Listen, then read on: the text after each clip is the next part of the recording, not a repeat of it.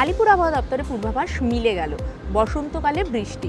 কলকাতায় কিন্তু ভোর থেকেই আমরা দেখছি যে বৃষ্টি শুরু হয়ে গেছে এবং কলকাতা সহ দক্ষিণবঙ্গের বাঁকুড়া, ঝাড়গ্রাম, এই পশ্চিমাঞ্চলের জেলাগুলো, উত্তর চব্বিশ পরগনা, দক্ষিণ চব্বিশ পরগনা, এই সমস্ত জায়গায় মানে দক্ষিণবঙ্গের 9টি জেলায় কিন্তু আজকে সকাল থেকেই মাঝারি বৃষ্টিপাত হয়েছে।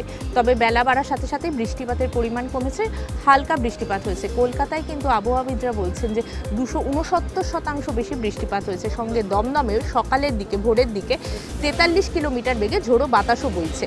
আজকেও কিন্তু বাঁকুড়া, ঝাড়গ্রাম, পুরুলিয়া এই সমস্ত জায়গায় হালকা থেকে মাঝারি বৃষ্টিপাতের পূর্বাভাস রয়েছে। কালকেও আছে হালকা বৃষ্টিপাতের পূর্বাভাস, তবে তারপর থেকে কিন্তু ওয়েদার চেঞ্জ হতে থাকে। কিন্তু এই অসময়ের বৃষ্টি কারণ বঙ্গোপসাগরের উপরে একটা নিম্নচাপ অঞ্চল তৈরি হয়েছে এবং তার জেরে প্রচুর পরিমাণ জলীয় বাষ্প ঢুকছে বাংলায়।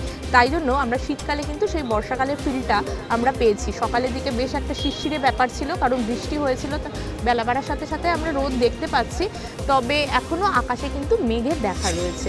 এক নজরে আমরা এটা বলতে পারি যে হলদিয়ায় বৃষ্টি হয়েছে সব থেকে বেশি, 15 মিলিমিটার বৃষ্টিপাত হয়েছে। তারপরেই উলুবেড়িয়া, সেখানে 14.5 মিলিমিটার বৃষ্টিপাত হয়েছে। তবে পশ্চিমাঞ্চলের জেলা বাঁকুড়া, বিষ্ণুপুর এবং ঝাড়গ্রাম এই সমস্ত জায়গায় বৃষ্টিপাত স্বাভাবিকের থেকে 4 থেকে 5,000% বৃষ্টিপাত হয়েছে। এই শতাংশ এই কারণেই বলা হচ্ছে কারণ বসন্তকালে জেনারেলি বৃষ্টিপাত হয় না, এই নিম্নচাপ অঞ্চলের জেরেই বৃষ্টি, এবং সেটার জন্য গত রেকর্ডের থেকে 4 থেকে 5,000% বেশি বৃষ্টিপাত হয়েছে পশ্চিমাঞ্চলের জেলাগুলিতে। সঙ্গে উত্তরবঙ্গের দার্জিলিং, কালিম্পং, জলপাইগুড়িতেও বৃষ্টিপাত হয়েছে। সান্দাকফুতে ব্যাপক তুষারপাত হয়েছে। Brought to you by কলকাতায় আর জেলায় জেলায়